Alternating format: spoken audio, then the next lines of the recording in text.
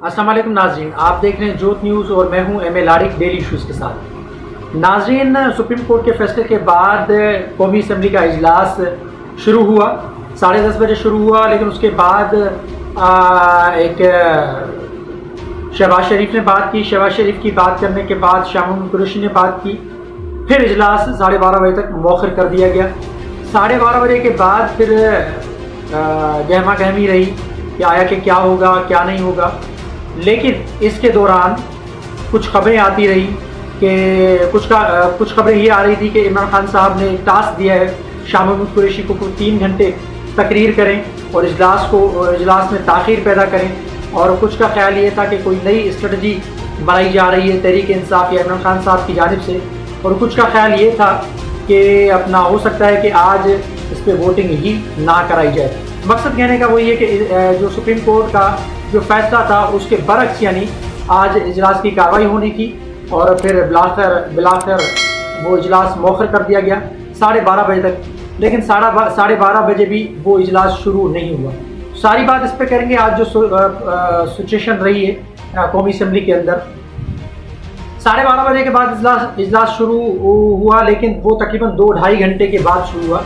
इसके बीच में बिलावल भुट्टो जरदारी ने स्पीकर असद कैसर के साथ उनके चैम्बर में मुलाकात की और उनके ऊपर जोर दिया कि आप आइन और कानून के तहत जो है ना वोटिंग करवाएं।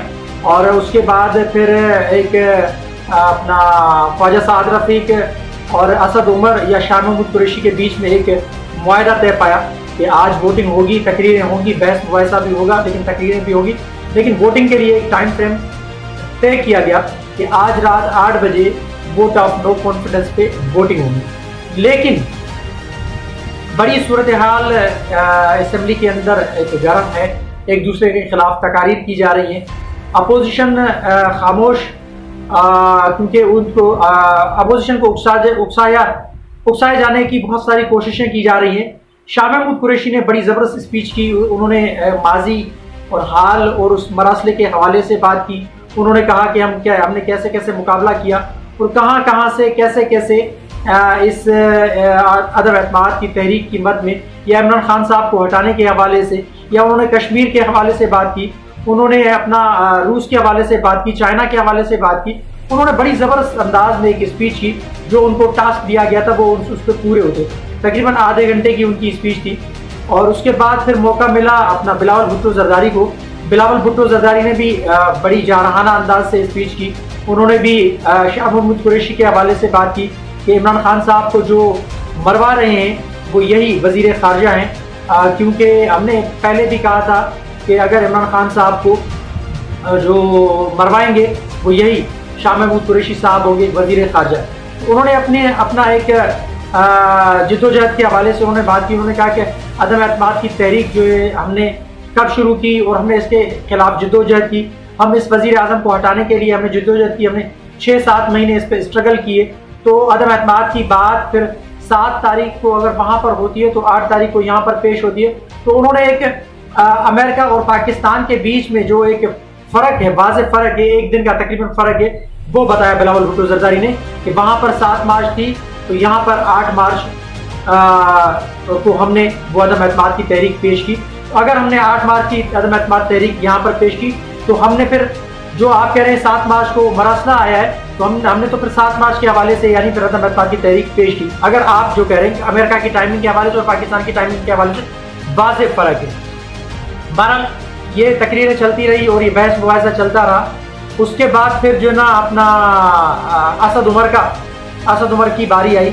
असद उमर ने उस पर सवालों का जवाब देते हुए कहा कि अमेरिका के हवाले से मरासले की बात भी की, उन्होंने टाइम फ्रेम की बात की जो अमेरिका और पाकिस्तान के बीच में। और बिलावल भुट्टो जरदारी को मुखातिब होते हुए उन्होंने कहा कि हमने अपना जो सारी चीज़ें की है वो आइन और कानून के मुताबिक किए और हम कोई भाग नहीं रहे। हम चाह रहे हैं कि इसमें जो आइन की जो पार्लियामेंट का जो तकद्दुस है उसको बहाल रखा जाए, उसके तहत कार्रवाई जारी और सारी की जाए। उन्होंने फिर आसिफ अली जरदारी को मुखातिब होते हुए कहा कि जरदारी साहब को मैं मुबारकबाद पेश करता हूँ कि जो इनके खिलाफ कार्रवाई करने वाले थे, जो इनका पेट फाड़ के इनको लाड़काना, लाहौर, कराची और इस्लामाबाद की सड़कों पे घसीटने वाले थे, उनको इन्होंने मजबूर कर दिया। वो इनके घुटनों को हाथ लगा रहे हैं। अब ये जरदारी साहब उसमें कामयाब हो गए, लेकिन उसके साथ साथ उन्होंने कहा कि मैं जरदारी साहब को से इंसाफ की तवक्को रखता हूँ कि जरदारी साहब अपने दिल पे हाथ रख के ये बताएं कि इसमें इमरान खान साहब का भी क्रेडिट शामिल है, क्योंकि इमरान खान साहब अगर ना होते तो जरदारी साहब इस पर कामयाब ना होते, क्योंकि शहबाज शरीफ को उन्होंने अपने घुटने तले यानी गिराया है, या उनको अपने घुटनों के बल गिराया है। वो जरदारी साहब की कोशिशें थी, वो जरदारी साहब उसमें कामयाब हो। असद उमर ने सारी बात की, मरासले के हवाले से बात की, अपनी 3.5 साल की कारकर्दगी के हवाले से उन्होंने बात की, और उन्होंने कहा कि एक जानिब अगर तराजू में एक जानिब पूरी एक जो लोटा करेसी है वो है, तो दूसरी जानिब इमरान खान साहब अकेले हैं, जो पाकिस्तान के बका के लिए, पाकिस्तान के आइन के लिए और पाकिस्तान की आवाम के लिए खड़े हैं। दूसरी जानिब लोटे ज़मीर फरोश और भगोड़े खड़े हैं, जो पाकिस्तान की उस अपना बैरूनी कुव्वतों की जो साजिश है उसके हिमायत में खड़े हैं। अब कौन फैसला करेगी कि कौन गद्दार है और कौन वफादार है। उन्होंने बलूचिस्तान असम्बली का हवाला देते हुए कहा कि 2.5 से 3 अरब रुपए में बलूचिस्तान असम्बली को यानी तब्दील किया गया। अब इसमें उन्होंने कहा कि ये आया कि सच है या झूठ है, लेकिन 15 अरब रुपए में पाकिस्तान की हुकूमतें तब्दील की जा रही हैं, तो ये एक बड़ा हमारे लिए एक सवाल है कि 15 अरब कोई भी अपने जेब में लाके और पाकिस्तान की हुकूमत गिराएगा और हुकूमत तब्दील करेगा। यानी बैरूनी साजिशें, बैरूनी ताकतें पाकिस्तान में अमल दखल करती हैं, लेकिन वो पैसे की बल पे यानी पैसे की बल पे पाकिस्तान की जो इज्जत है, पाकिस्तान का जो वकार है, उसको दाव पर लगा रहे हैं, सिर्फ और सिर्फ फ़कत और फ़कत पैसे की बल पे। और उन्होंने एक बात ऐसी भी की कि एक लेडीज़ रुकन है जिन्होंने कहा कि मेरे लिए अपना 30 करोड़ रुपए जो मेरे लिए बहुत हैं कि मैं अपनी ज़िंदगी एक आसाइशी तरीके से गुजार सकूँ। लेकिन जब वो बाहर निकलती हैं एक होटल से, तो वो सिक्योरिटी गार्ड उनको बोलता है कि तुम्हारी बोली लग चुकी है, तुम बिक चुके हो, लिहाजा तुम्हें कोई इजाज़त नहीं है कि तुम इस होटल से बाहर निकलो। यानी एक बड़ी गहमा गहमी का माहौल है, एक बड़ा एक हंगामा आराई का माहौल है, एक टकराव की सूरत हाल है असेंबली के अंदर, कौमी असेंबली के अंदर। आखिर में असद उमर ने आर्टिकल 69 का हवाला देते हुए उन्होंने कहा कि सुप्रीम कोर्ट को कोई अख्तियार नहीं कि वो पार्लियामान के तकद्दुस को पामाल करे, पार्लियामान के तकद्दुस को पामाल करते हुए वो इंस्ट्रक्शन दे। क्या आप सबको, उन्होंने ऐवान के मेंबरान से मुखातिब होते हुए कहा कि क्या आप सबको ये मंजूर है कि सुप्रीम कोर्ट आपको ये बताए, आपको ये बोले कि आपने इस वक्त आपने इजलास बुलाना है, इस तारीख को इजलास बुलाना है, इस टाइम पे इजलास बुलाना है, और उनकी इंस्ट्रक्शन पे ही इजलास को बुलाया जाएगा और उनकी इंस्ट्रक्शन के तहत ही इजलास की कार्रवाई चलाई जाएगी। ये आर्टिकल 69 के बिल्कुल खिलाफ वर्जी है जो सुप्रीम कोर्ट ने की है।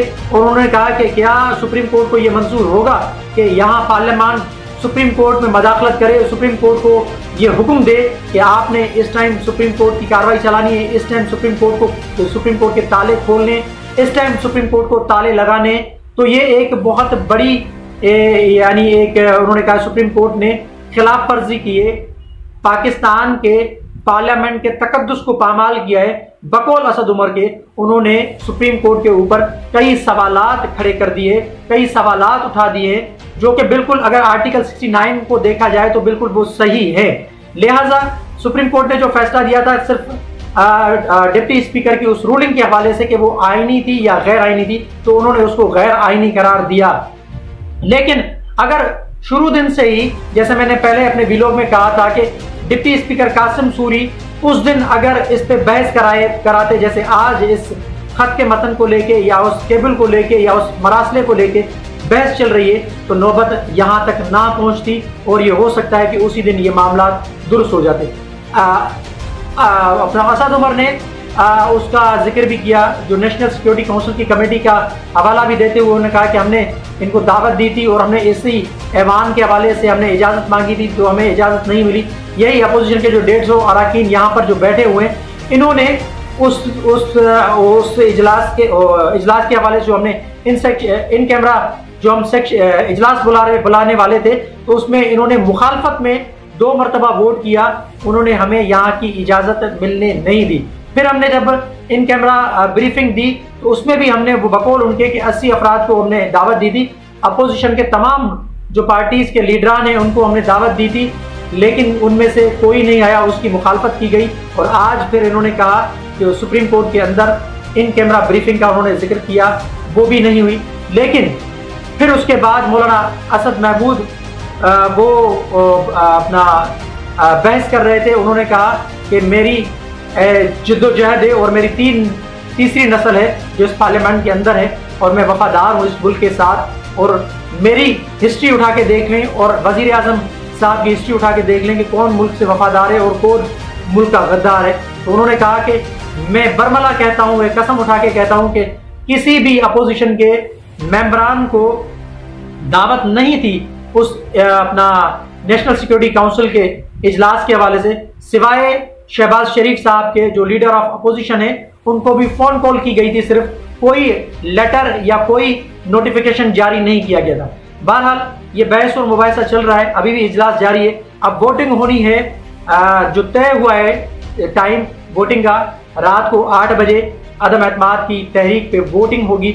इससे कबल शाह महमूद कुरैशी ने यह भी कहा कि ये मेरी हो सकता है कि आखिरी मेरा दिन हो और मेरी आखिरी स्पीच हो। लग ऐसा रहा है कि अदम एतमाद पे वोटिंग होगी, लेकिन दूसरी जानिब हुकूमत ने एक अपना नजरसानी की अपील भी वो तैयार कर ली। वो सुप्रीम कोर्ट में मेरे ख्याल से जमा नहीं हुई अभी, क्योंकि टाइम गुजर गया। हो सकता है कि वो जमा हो भी हुई हो। इसी पे कि आर्टिकल जो 5 है उसके हवाले से भी बातचीत की और ख़त के मतन के हवाले से उस पर तज़किरा किया गया और आर्टिकल 69 के हवाले से भी उन्होंने बात की।